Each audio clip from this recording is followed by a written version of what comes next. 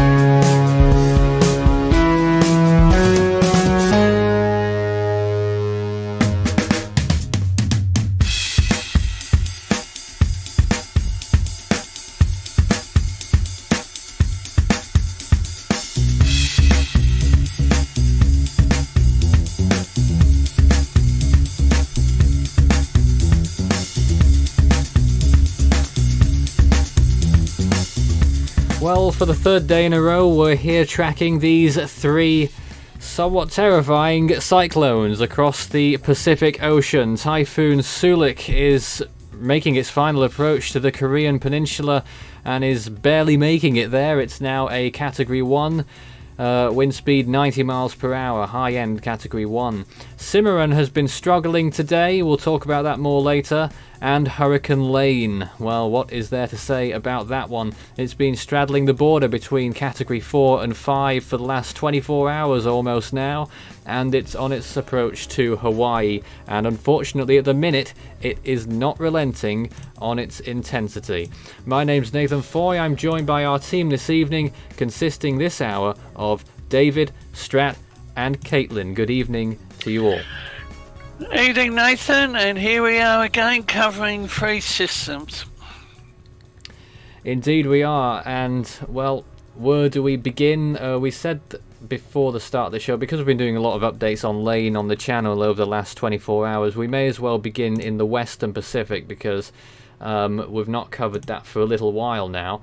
Soulik is the main threat, the immediate threat right now. It's just about striking South Korea, and it's slowly beginning. Well, is it beginning that extratropical transition yet, or is it just literally falling apart? I think it's more just falling apart than anything else really right now. There it is on the satellite imagery. Okay, it was there. Let's see if we can get it on the bigger screen here. I've not quite configured this one yet. Hopefully this button will work. There it is. So that was earthquake news from last night. I need to take that off. That was last night. But here we are again tonight. It's crazy here. It's been a crazy few days. So here it is right now. You can see the worst part of the storm to the north, and very little on the southern and southwestern side of Soulik now. But obviously that's not going to help Korea any. Typhoon warnings for pretty much the whole of the southern part of South Korea, pretty much as you'd expect. And significant rainfall amounts will be falling there as well. I think rainfall is going to be a major issue for our viewers. I've been looking or monitoring one of the TV networks in South Korea. From observations, it appears that the government has activated their emergency management systems. The local airport, they've actually strapped the planes to the tarmac, so preparations are well underway. And there has been reports of some damage. Yeah, probably from the strong wind, Nathan. Of course, there's been... I saw some fallen trees. Was it any worse than that? I haven't cited any additional information, but Nathan, I do have on the screen share a live view of the Catholic University over there in Seoul. Right. And you could see the cloud. Yes, those clouds definitely related to the beginning band of the storm. From the, what is it, right to the left of the screen. So that's part of the edge of Soulik. We're nowhere near the centre of the storm at that location. If that is indeed Seoul, obviously I'm not familiar with that particular location and where exactly that is in, you know, this where the webcam is indeed. And which Seoul is closer to the border with North Korea. No, yeah, I know about the city, but the actual camera, which way it's facing and whatnot. But that's that, and I'm sure David will keep us up to date if he finds any more pictures. Before we go any further, I just wanted to bring to everyone's attention, if it will appear, some fantastic imagery that we saw a few days ago. No, it's not that one. Oh, yes. Let me get the correct one. Just before we go any... Well, but we'll get back to that a little bit later. But I just wanted to point out as well, on the satellite imagery here, this is Cimaron, further to the southeast. You can just about make out the Japan Islands, the outline there. And that's on its way to Japan as well. It's really been struggling today. It really looked a shell of a storm earlier, really being affected, I'm assuming, by significant wind shear, because it was heading into a very bad environment of that, and it weakened a little bit, thankfully. It was on the cusp of Category 4 last night, but still we're expecting at least a Category 2 landfall on the island of Shikoku. Very high chances, and possibly just on the eastern tip of Shikoku, very close to Osaka in Japan as well. So we'll have more on that shortly. Gale advisories all over the place in southwestern Japan. Okay, let's get onto that image. This is an image of Lane. This is what it looked like from the International Space Station yesterday, the 21st. Look at that for an image. Stunning. I don't know which direction it was pointing, although I speculate that maybe that is Hawaii in the background. Very difficult to see. But that was one picture of Lane yesterday. There should be another one as well. There's another picture of Lane yesterday on August 21st from the International Space Station. Extraordinary imagery. And this is how it's looking now on the infrared satellite imagery. It's not looking quite as great as it did look earlier on. You saw those earlier pictures there when it briefly had a Category 5 appearance according to satellite estimates, and it just waned a little bit in those last few frames. There's the Hawaiian Islands, 300 miles from Hilo now, just over 300 miles, so a little bit less from the closest point of land on the big island there. And the outer edges of the storm's influence is starting to be seen above the Hawaiian Islands, but obviously it's really not picking up just yet. It's going to start in maybe a day or so. Let me see.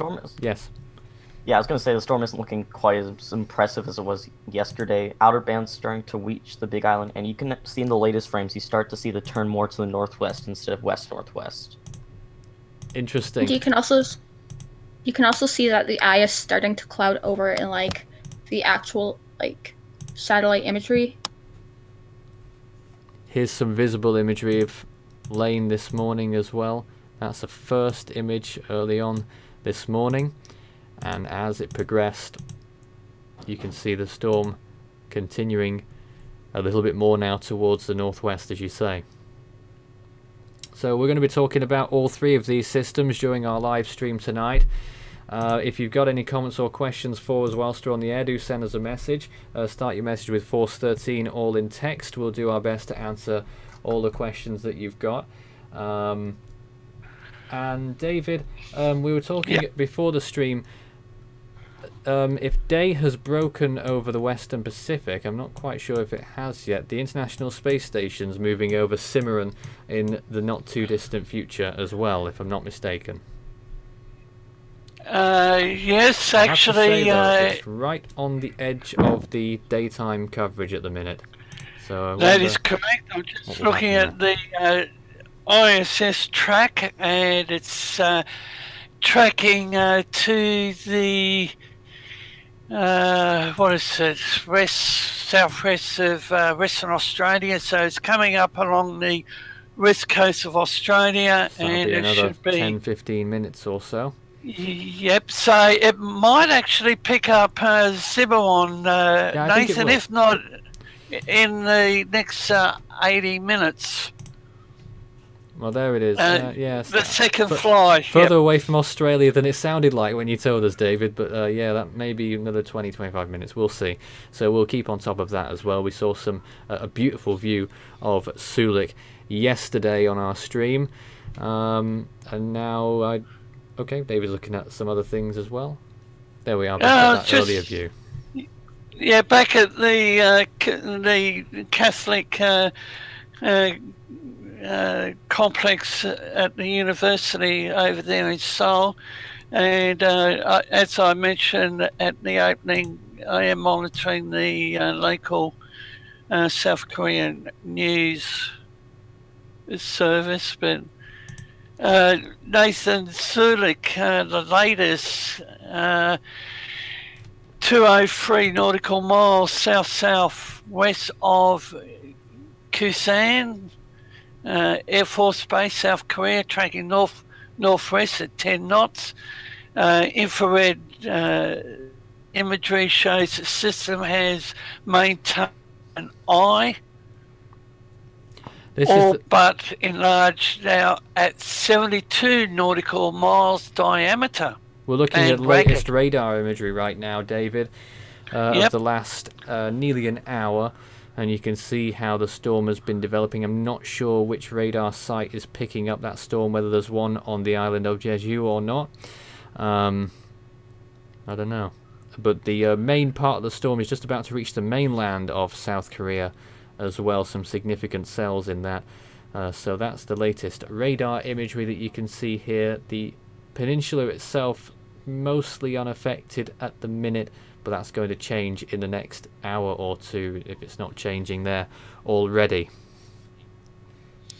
Nathan, Typhoon Soulik will crest the steering ridge axis over the next 6 hours, and I shouldn't mention to our viewers that this is from the Joint Typhoon Warning Centre, so it could be making a turn, but forward motion accelerating northeast, making landfall over the western coast of South Korea, and then it will track across the rugged mountain range of the Korean peninsula and exit into the Sea of Japan, then clip the Russian coast.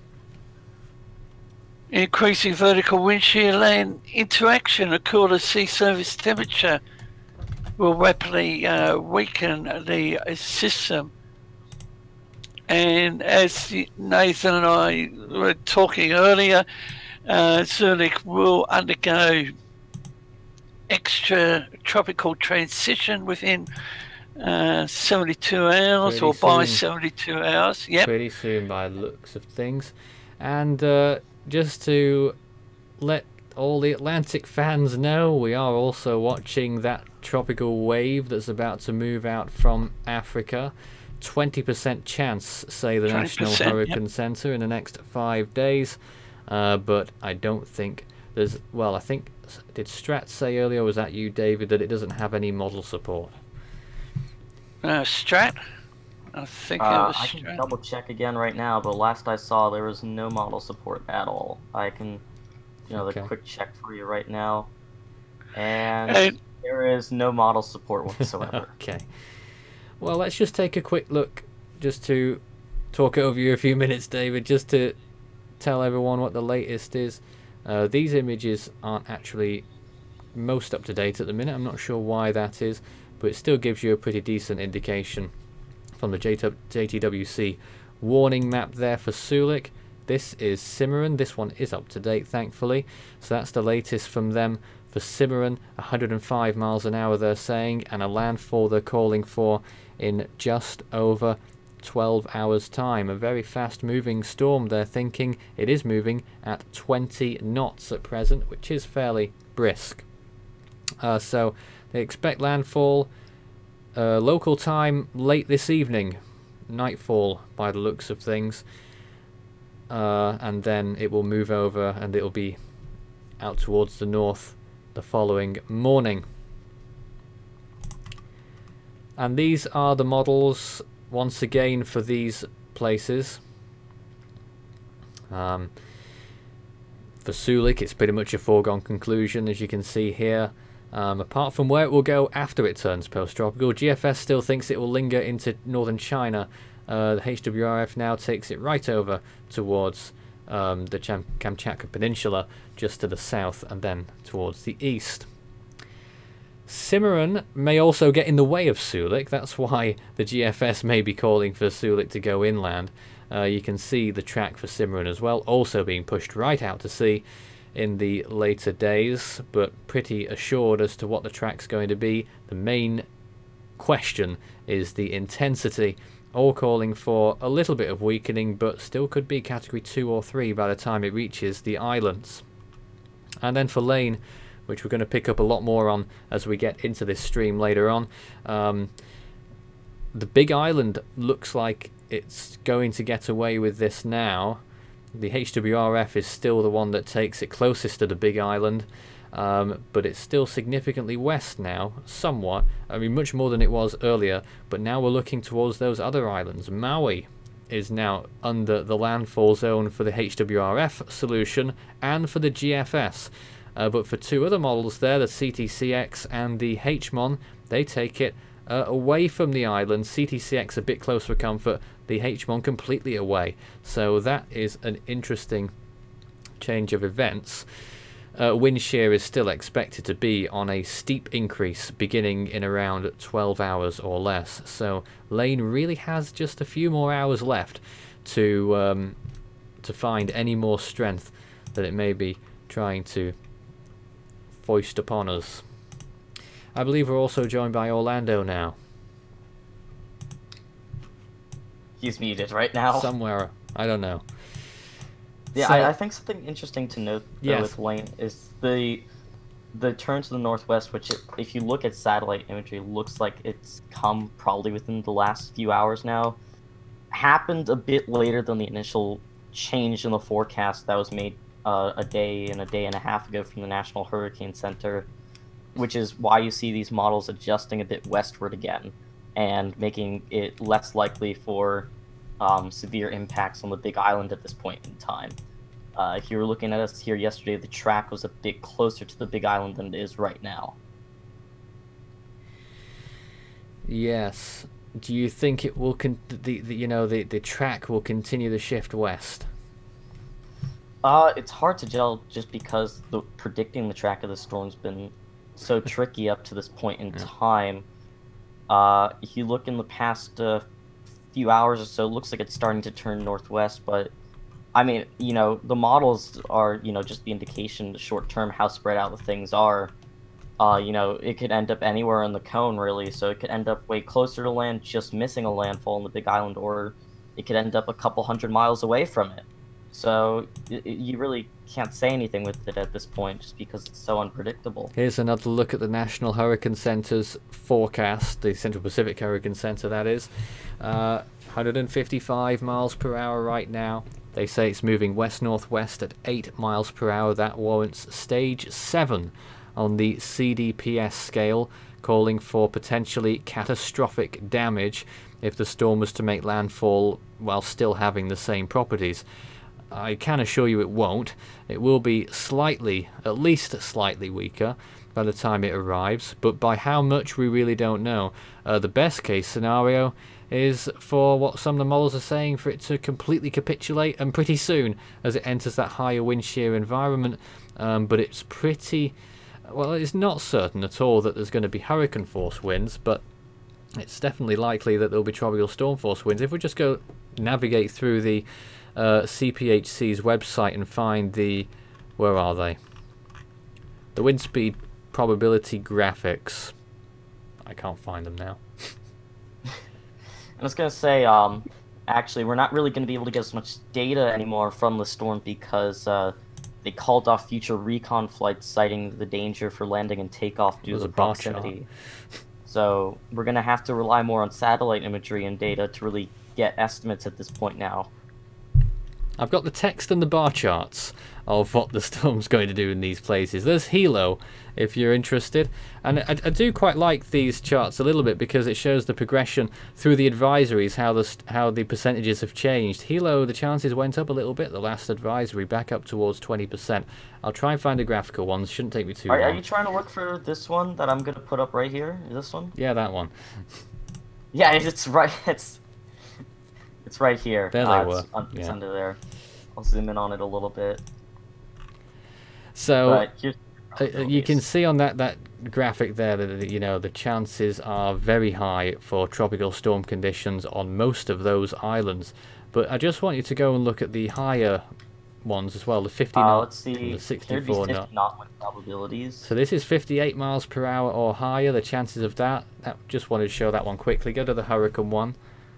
It's just also important to know, as the storm continues to get closer, these probabilities increase further, typically with this map at least. And those are the hurricane chances. The western coast of the Big Island, nearly 10%. I can't quite see on Strat's screen there. I think it's Molokai, and the one beneath that, I forget these names. I think that might be Lanai, which I believe is at just under 20%. But those chances would increase if the storm draws nearer at a similar intensity. It really depends on how it's going, how fast it's going to weaken. Yeah, and I'll turn this off right now. We got a good chance to look at it. I'll just give one last look at the tropical storm force ones. Here's an interesting thing. You can go back and see how it's changed over the previous advisories, really. You can go back. If we were looking at Saturday, it really looked like we weren't going to get anything, but move forward just a couple days, and then we're really looking at a significant chance. And then we get to today, and here we are right now. This is, I think, a few hours old at this point, but now you really see how probabilities have increased, a really significant threat now. And Strat, with what you just said, and viewers will appreciate the comparison, the center, not the Joint Typhoon, the the Pacific Hurricane Center, they're actually mentioning in their technical information that it's going to track to that northeast a little bit. So your position, a direct hit, remains a possibility. Yeah, for one of the islands, but which one? The one that you mentioned, the bottom one, starting with the L. Yeah. Here's the 5-day track forecast right now. Its closest approach is probably going to be to, I don't know the names either, but the northern island on the hurricane warning or the southern island on the hurricane watch. Oh boy, this is going to go well. Now, okay, the first island in that hurricane watch there is Oahu. That contains Honolulu. And then beneath that you've got Molokai, and then the southernmost, well, you've got the group of 4 islands there. Yeah. And just to remind everyone, those islands are Lanai on the bottom left. The top left is, I think that one is Molokai. I might be wrong. And then you've got Kahului on the right hand side. That's obviously the significant city there. That's on the island of Maui. And then you've got the smallest of the 4 to the south, sort of southeast, Kahului.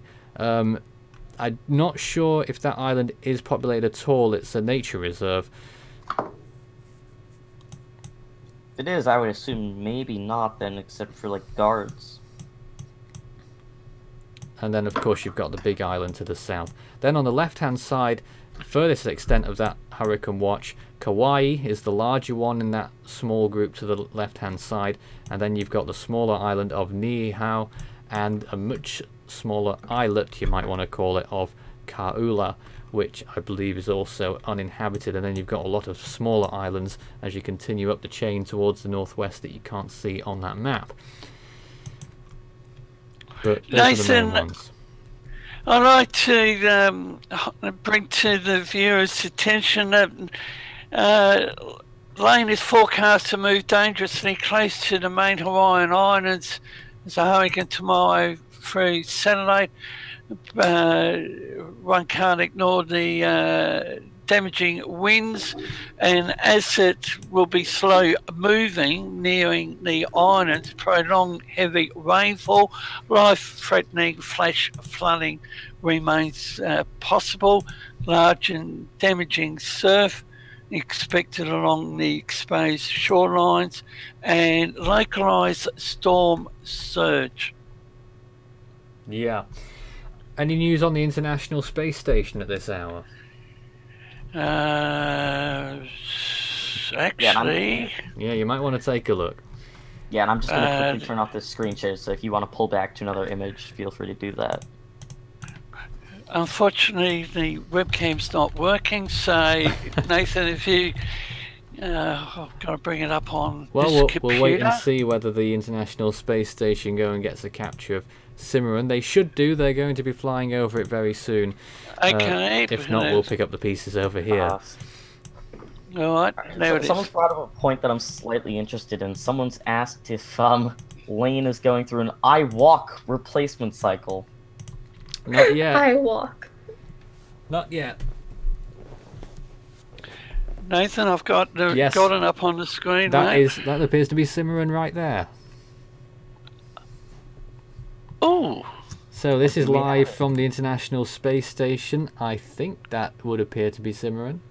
Yes. Yes, you can definitely see it's really struggling in that northern eye band. It's really got an interesting rippling effect going on there. I don't know if it's due to high wind shear. You're going to see it properly in a minute. It's actually in a lower wind shear environment. Is it now? Yeah. I was going off the graphic that you were providing last night, saying that it was very high near the storm. Significantly since then. It's in a lower shear environment. Although in the latest frames, it is trying to wrap some more convection around its center. The north side's really been the weakest throughout the history of the storm. It looks like it's trying to wrap some new convection around it in the latest frames. Have to figure out what's going on there then. Doesn't appear to be dry air either. Just a very weird eye wall effect that it's got on at the moment. It's all in broken up chunks. It's like beautiful. Yep. So this storm now, if I was to compute some distances. And Nathan, one of our viewers has just asked how strong will Cimaron be? Well, it's anyone's guess. It could weaken from here, it could re-intensify. And if I was just to get a quick distance calculator now, the storm's position from Japan, from the island of Shikoku, 262 miles. Given that it's already going at over 20 miles per hour, that gives it about 12 hours. If it kept going at the same speed. And it might actually accelerate further. That's something to note as well, so it might impact even slightly sooner than that. So there it is now. That's what a Category 2 typhoon looks like in the Western Pacific, although it does look pretty messy as they go. Yeah, both the typhoons have been pretty messy in the past couple of days, really. Especially the last 24 hours, but there's the beautiful imagery from the International Space Station passing right over Typhoon Cimaron. They've caught a lot of good stuff in the last few days. We saw Soulik last night, and yesterday some beautiful pictures of Hurricane Lane. We might show them a little bit later on as well. But there is Typhoon Cimaron.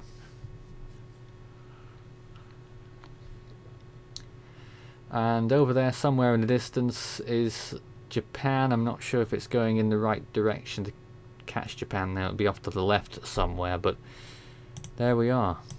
let's go to water vapor imagery of what you just saw there, and there is another depiction of it.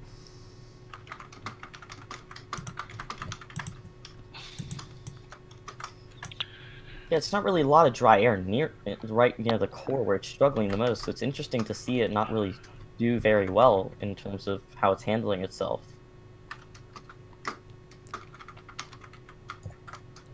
I mean, you have a good dry air slot to the west of it, but it's not really heading westward. It's heading north-northwest, really, at this point in time.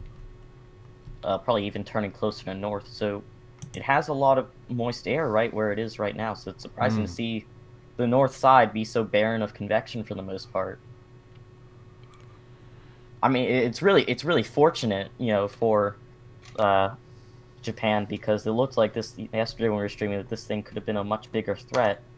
It's, you know, fortunately been falling apart a little bit though, which is nice to see. Yeah, this satellite view that I'm showing you, the page is broken as well, so I can't show you anything else at the minute. So we'll revert back to Seoul, where the view is looking a little bit cloudy there as day breaks in the Korean capital. David, any observations you can make from there? Not much going on really yet. All I can say is, looking at the sky, the cloud is moving in and probably deepening a bit, and hardly any. Oh, there's a little bit of movement down near the church there. So what's the local time? And I think they're 2 hours behind my time, which would make it... It's 6:30. 6:30, so they're an hour behind me. Alright then, I can't show you any imagery at this moment in time, so let me show you something else instead. Let me show you the HWRF, what it makes of these systems. So this is what the HWRF thought of Cimaron. You can see there, Category 2 up until the landfall, and a pretty quick one as well. Landfall on Shikoku, the eastern side is the stronger side. Still surviving as a typhoon beyond that landfall as well on the other side there. And maybe still tropical as it rounds the bend towards the east, probably post-tropical by the time it reaches Hokkaido, which it will move over. And as an extratropical system, we gain gale force winds a little bit later on there as well. Lane looks like this. Now, this is just one model. The HWRF thinks it will be a Category 3 landfall on Maui. I think that's probably one of the strongest models. I know the other ones probably weaken it a bit quicker than that at this point, although it really does cut it off abruptly as it nears landfall there. I think models are in pretty high agreement at this point that there probably will be some tropical storm force winds on the easternmost islands. They're more uncertain for the northern ones because a lot of them tear apart the storm really quickly at this point. But you know, what we were talking about, the track is really uncertain, so you can't really rule out a landfall yet, but it looks a bit less likely than it did yesterday. And a question that came in that was pertinent to that: do you think that Lane might still be a major hurricane at its closest approach to the Hawaiian Islands? What do you guys think? I think that it's plausible, but it will be torn apart by like the wind shears, and like it's already starting to look pretty bad on satellite imagery. I'd have to category agree with that. Like 1 or 2. I have to agree with that. It's not really maintaining itself as well as it was a few hours ago, and it is on the cusp of higher wind shear, significantly higher. We were talking about that yesterday, and that continues to be the story. It's starting to move further north as well, so that's going to bring it into that shear even more quickly. By 12 to 24 hours from now, it should be in 30 knots of wind shear. Unlikely that it stays as strong as maybe the HWRF is saying. It really depends on how resilient it decides to be. Could take me a while to get some of that imagery back as well. And another thing that we're looking at, and David can't wait for me to mention this, Invest 92W, which is located near Taiwan. We're watching that one as well. The HWRF thinks that one will become a tropical storm imminently, actually, and do a curve round to the north, a short-lived system into China, and then dissipating. The Joint Typhoon Warning Center thinks it'll form soon as well. They have a cyclone formation alert out. Yeah, and it's located near 22.4 degrees north, 119 degrees east, located about 224 nautical miles southwest of Taipei, Taiwan.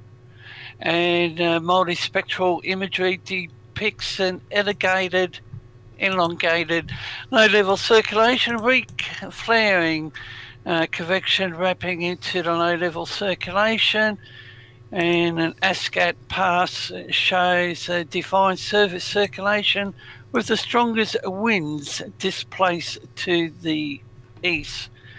And the environment at this point in time remains favourable for development with low moderate vertical wind shear, 10 to 20 knots, good divergence upstairs or aloft, and warm sea surface temperatures, Nathan, 28 to 30 Celsius. And whilst development of the system is dependent upon its interaction with the rough terrain of Taiwan, the longer that the system remains near stationary in the South China Sea, the greater the percentages are of consolidating into a tropical depression. Here's another view of the models for Lane that a few people have been asking about. This is Ram's view of the several models that it puts onto the screen. I never understand why they miss out the ECMWF, but never mind. Maybe Strat could show us what they're saying. Yeah, let me pull that up quickly. I just need a few minutes. The website. I noticed something interesting. I was actually just looking at the Euro. It actually tries to re-intensify it after it weakens initially. No, as it's further away, so we don't need to worry about it. There's my screen share up, and you'll see Lane right here, 0 hours. This is initialized at 12Z today. It's one of the ones that keeps it a bit further west, but brings it close to the northernmost islands. I think it weakens it less quickly as well. You can see it's probably a weak tropical storm at this point, but as we go on, you can see right here, as it approaches the international date line, it picks up intensity again. Right here, this is too far out to say for certain, and then it drags it westward. So, according to the ECMWF, this could be crossing the international date line. Most of the models don't agree with that. And then you have another storm behind it. Another one behind it as well. Another one there. Interesting. I don't think any of the That's long range though, isn't it? GFS. If I go to the GFS, it probably doesn't agree with that. No, the GFS doesn't show anything out there, so I really hope it. That's the 850 millibar vorticity chart, isn't it? This is the 850 millibar vorticity chart, and the minimum sea level pressure that it shows for this. These are 850 millibar winds, so I wouldn't trust these exactly. You just look at the pressure. It initializes this at a significantly higher pressure than it actually is, so it's not really that trustworthy. But you can see it clearly does re-intensify as it gets closer to the end of this model guidance, trying to bring it into the Western Pacific. I don't know, none of the other models agree with that though, so it's probably unlikely at this point. And Stuart, I'd just like to cut in and say to Richard that the graphics are available on Levi Cowan's Tropical Tidbits website. Which one? And this is what we're looking at right now. That's not what we're referring to. Look, I've never known where theirs are either. I've never asked you. So, is that public information or not? Sorry? I've never asked you where you find those images. So is that public information? The RAM pictures. Yeah, like the ones with all the models. Yes, quite easy to find. Alright, well, more you know. But here's the European You'll model. find them if you look hard enough. Here's the latest.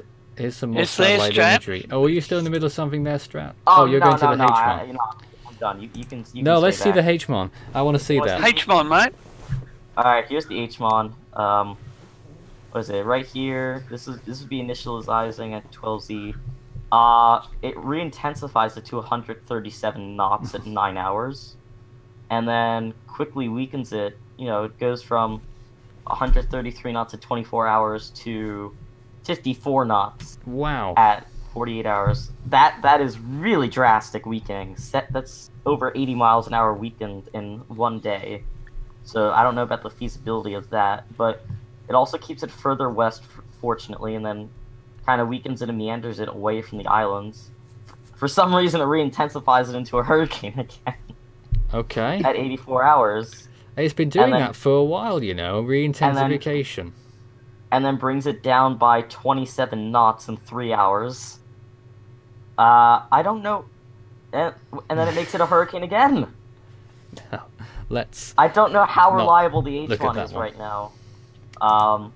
HWR might be a bit more uniform. Here it is. You know, it brings the storm back to 138 knots or 139 knots in 3 hours from initialization. So that would have already happened. Yeah, you know, that's gone. That's gone. It's going to weaken from here on in. Yeah, it shows slower weakening, which probably that. makes a bit more sense. It also shows landfalls a 90-knot storm. 90 knots, so almost Cat 3. 105 miles an hour on Maui. The islands, it does really weird things with the vorticity signature of the storm. No, that happens sometimes. Just keep running with it. So you kind of lose track. Then of it it ends up over there, moving off towards the southwest. South of west, dissipating. They bring it back as a tropical storm at the end of the run. And then the GFS, let's pull that up quickly as well. Not going to look at the CMC at all. Let's see. GFS, for some reason, initializes it much weaker. It's been having that problem for the past day, so I don't know about... Days. It's been showing badly on our normal, the short updates that we do on the channel. I don't know how much you can trust the intensity. That's probably not at all, but it also has a landfall on one of the islands as a weakening The same one, by the looks of it. Way to the west. Yeah. Also on Maui. It tracks it away to the west, dissipating, really. For some reason, all the models showed the island screwing around for its vorticity signature a lot. We talked about that yesterday. But overall, the models have shifted to the west, fortunately. At least for the Big Island, fortunately. For the other islands, not so fortunate. But track's still uncertain because the steering current is not something easy to predict in this run. So we're not quite set in stone yet. It could really end up anywhere within the forecast shown that we showed a little bit earlier. All right. Strat, I'd like to move on. Hopefully this doesn't get chopped off the picture. Just about you can see it. This is the Hawaii radar. You can just about make out possibly the eye wall of Lane at the very bottom part of the screen there in those latest frames. Certainly one of the bands of Lane starting to approach the Big Island slowly, but it's still moving more west than it is north, so there's still a lot of movement left for Lane at this time, especially in relation to the Big Island. Is anyone able to see this with me, and what are your thoughts? Yeah, I see it. Looks like, you know, that one outer band's reaching the Big Island. In terms of it's starting to move more northwest, but it's been taking longer than what they were saying it could take yesterday. So we saw a question in chat asking odds for landfall on the islands. So decreasing odds for the Big Island, maybe a bit higher for some of the northern islands. Yes. Let's just check the Korean radar again. I might have to manually update this page to see what we're looking at. This was an image of Soulik not so long ago, and let's see if we can get a new animation running now. So again, you can see the bands of the storm slowly becoming a little bit more disorganized. It's also apparent on radar, certainly apparent on the satellite imagery. And we've got it playing now. Here's a sequence of images covering the last 40 minutes or so. Yeah, the southwest side of convection's really capitulated as sunlight's risen over Soulik. Most of the convection's situated to the north. It's odd because if I look at the wind shear map, there isn't really a lot of wind shear around it right now. There is to the north as it makes landfall in South Korea, but where the center is right now, there isn't a lot of wind shear. And I don't know about drier either if you have a water vapor imagery. But, I mean, fortunately with Cimaron and Soulik, it seems, you know, they've weakened quicker than initially forecast. So it's nice to see for the islands that they're going to be impacting. Yes. So that's where we are right now, and you can see what's going on there. I wonder how badly the island of Jeju off the coast there has been affected. Nathan, we have a question. Oh no. What's the question? Invests in the Eastern Pacific or the Atlantic yet? I have two NOAA weather radios, and they're saying that tropical cyclone formation is not expected during the next 5 days. Well, it isn't. So they're right. So it makes me wonder why they're asking if there's any invest, because surely if you put 2 and 2 together, there aren't any, is the answer. Apart from 92W, which is near Taiwan. So not much going on apart from that. David, you have some interesting screen share up. What is this exactly? So got my granddaughter here. She's just popped in. This is the live news from South Korea, and as I said earlier, there is damage, mountainous seas, the waves are crashing over the retainment walls, and all looks like there's a bit of localized flooding. This is live from South Korea. But we're unable to show that, David. Oh, sorry. We'll get in trouble. Yeah, so just a snapshot, but conditions are worsening over there. From what you're showing, it looks like heavy rain flooding in the streets where those cars are driving right now.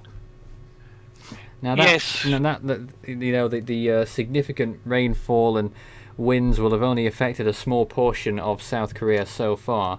It will spread later on today. Let's get out of this now and zoom out and take a look at the Western Pacific region again. If you've got any questions regarding any of these storms, we're here for a few more minutes to have a chat about it. And you can see on this particular imagery, Soulik looking pretty poor on the infrared.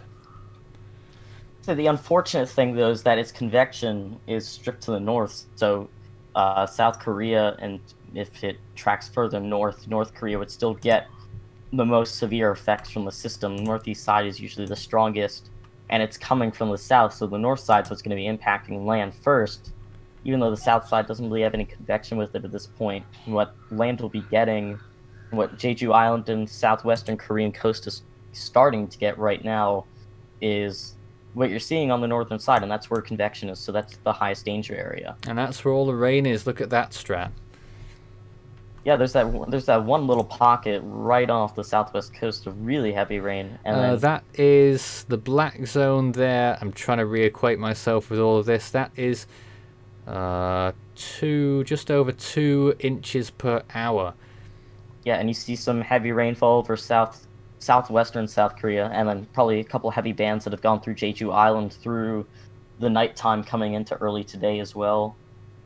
Systems not moving that quickly still, so most of those red colors are 1 inch per minute or greater. 1 inch per hour or greater. 60 inches per hour. I don't want to think about that, man. It's that around 25 millimeters.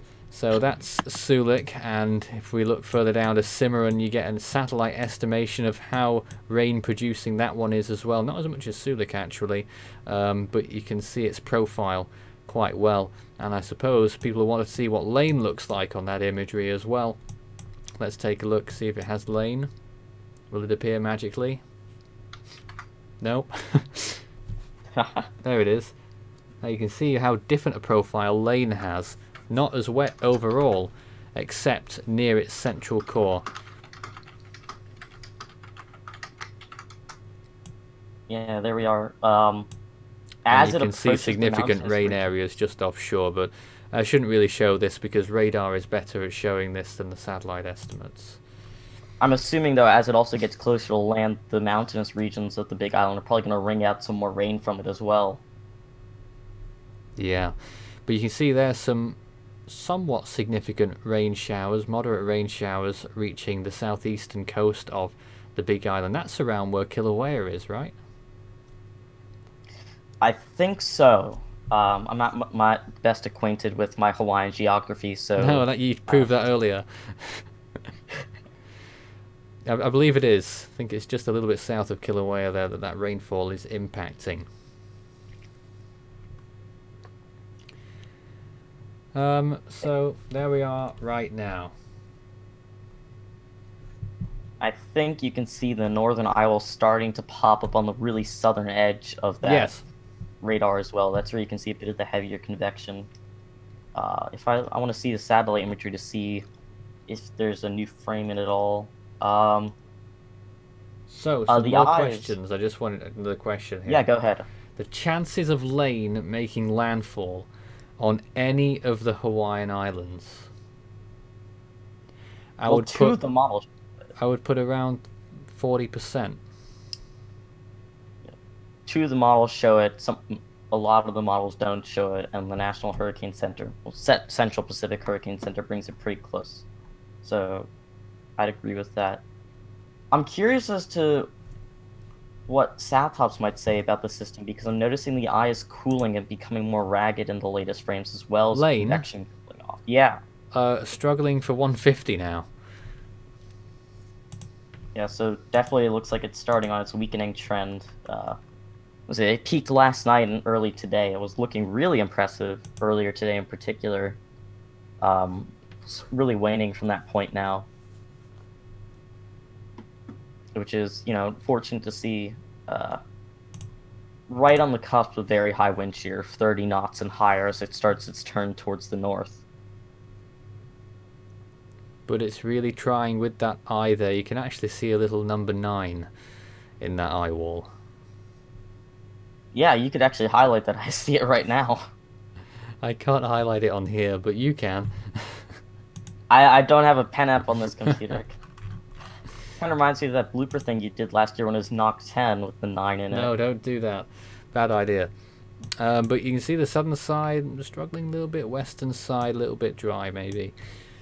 But that wind shear is really going to go to town on Lane as soon as it decides it wants to push forward to the north and start to accelerate a little bit.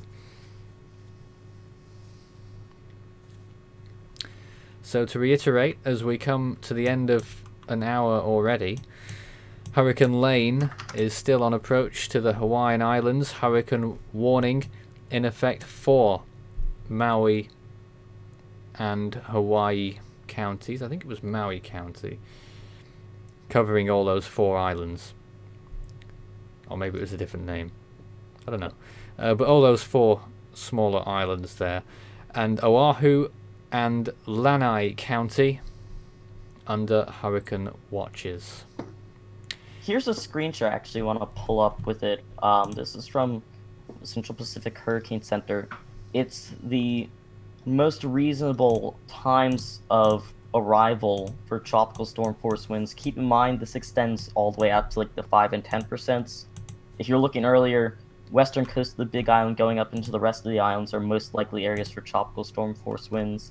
And these are Hawaiian times, so it shows in odds of arrival, southern tip of the Big Island would probably start to feel tropical storm force winds tomorrow 8 a.m. Hawaii time, which would be 2 p.m. Eastern on the southwest coast. And then by Friday morning, that time, the second island chains will start to feel those winds as well as the storm continues to weaken and move northward.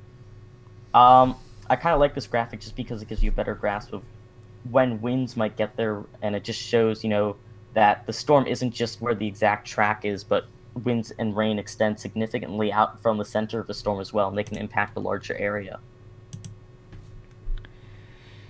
Yeah, so interesting how, to me, it feels like the southern extent might want to be dragged out a little bit more.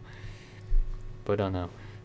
Still remains to be seen where exactly this storm will eventually go and when it will strike the islands, but I think it's pretty much given that it's going to be gone after it strikes the islands. There's not going to be a comeback. Yeah, it looks like it's starting to move a bit more to the northwest now. I wouldn't say quite northwest yet, but not west-northwest anymore either, really.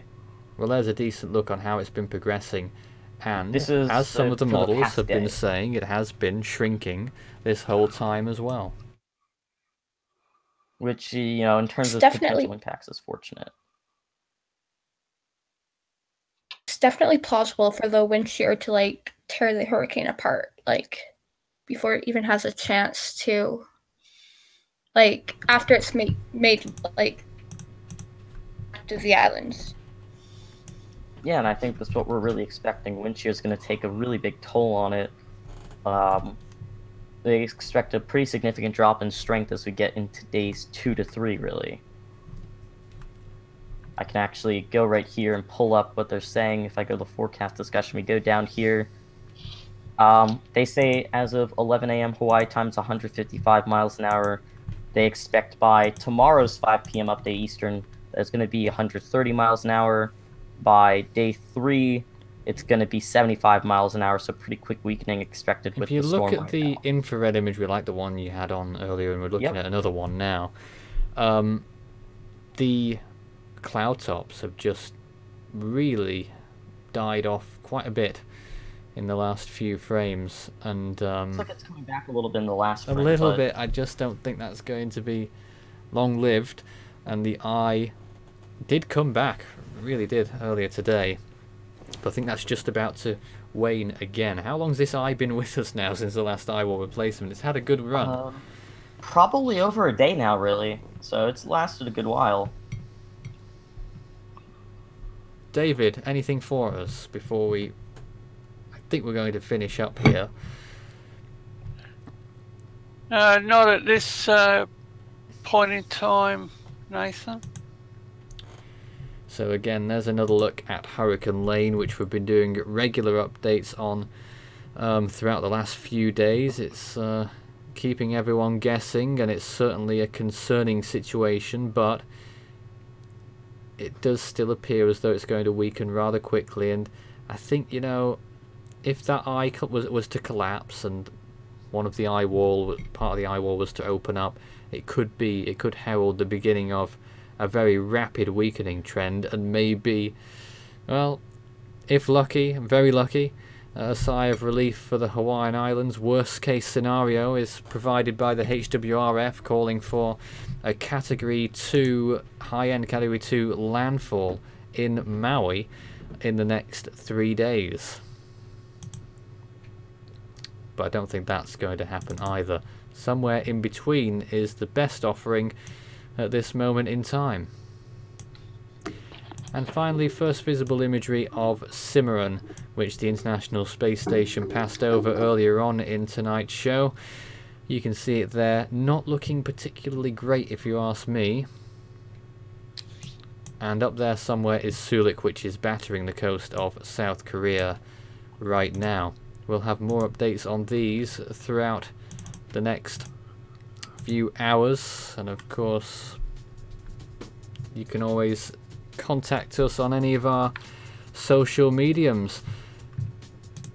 I feel like we're not ready to finish up, but we are finishing up right now, and because I just feel, as usual, we've pretty much exhausted everything that we needed to say. Strat, anything for us to end with? Just like to say, make sure you guys stay tuned, not just to us, but other weather services, especially if you're in the regions that are being impacted, because these are all really dangerous systems right now that could cause a lot of damage. So make sure, if anyone's in the track of the storm, make sure to stay safe. And also, if you guys are enjoying what we're providing, make sure to keep us on your sub list. Make sure you guys are watching more of our content. Oh, there's the spiel by Strat. Caitlin, how about you? If you're about to be impacted by one of these systems, if you can't evacuate, just like make sure you always have supplies. Because Hawaii really needs to think about that right now. Yes. It's gonna be impossible to evacuate unless if you are very good at swimming. Oh. Alright then, well, we'll have more updates on these storms throughout the next few hours. We'll have an update on Soulik at 3 Zulu, I'm expecting. And probably going to be an update on Lane earlier than that as well. Stay tuned to our Facebook and Twitter pages for more imagery and videos as well. That's all for now. Have a good night and stay safe, because that really applies in this instance when there's 3 storms on 3 doorsteps around the Pacific right now. Good night.